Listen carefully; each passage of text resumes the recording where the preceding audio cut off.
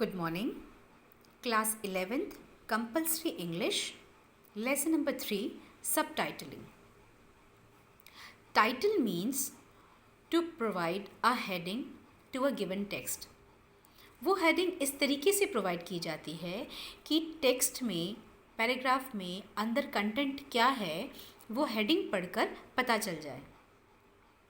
Subtitling नाम का topic जो आपको ग्रामेटिकल पार्ट में पढ़ना है उसमें आप ये सीखेंगे कि किस तरीके से हर पैराग्राफ को टाइटल दिया जा सकता है.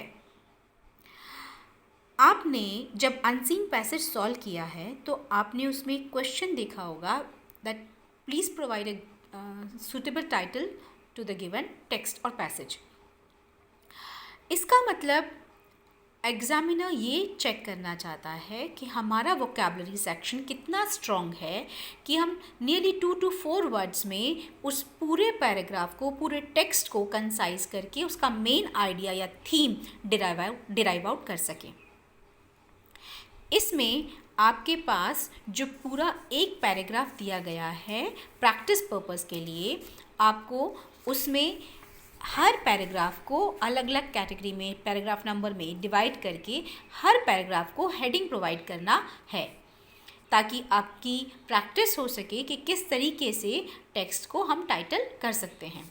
इन्होंने एक टेक्स्ट को ऑलरेडी टाइटल करके हमें दिया है लेसन नंबर 3 में a new deal for old cities और इसमें से एक एक्सट्रैक्ट इन्होंने निकाल लिया जिसका हेडिंग इन्होंने ये बनाया है.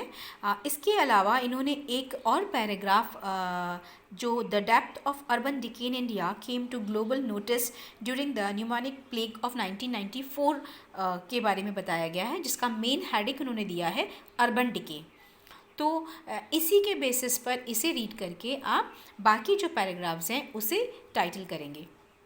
अब इसमें एक पैराग्राफ जो जस्ट इसके बाद में है I am going to read for you. There is thus a continuing challenge before the current mission to enable and also compel local governments to abide by the provisions of the municipal solid waste management rules by which they are legally bound. Now this is one paragraph given to you.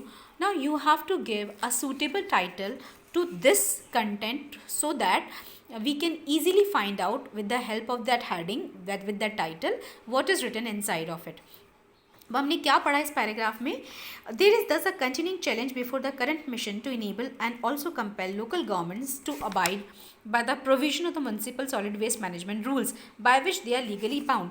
कि इस तरह से इनके सामने challenge है कि वो किस तरीके से अपनी करंट सरकार को बाध्य कर सकते हैं कि वो सॉलिड वेस्ट का इस तरह से व्यवस्था बनाए या इस तरह से नियम बनाए कि सॉलिड वेस्ट का जो अरेंजमेंट है मैनेजमेंट है वो वैधानिक हो जाए. मतलब वो कानूनी कार्रवाई की जाए अगर सॉलिड वेस्ट का मैनेजमेंट प्रॉपर्ली नहीं हुआ. क्योंकि आपने कई बार पॉल्यूशन के पैराग्राफ्स में ये पढ़ा है कि जिनका सॉलिड वेस्ट निकलता है इंडस्ट्री से फैक्ट्री से वो उसको रिवर में एग्जिट कर देते हैं जिसकी वजह से हमारा जो रिवर वाटर है वो पॉल्यूटेड हो रहा है.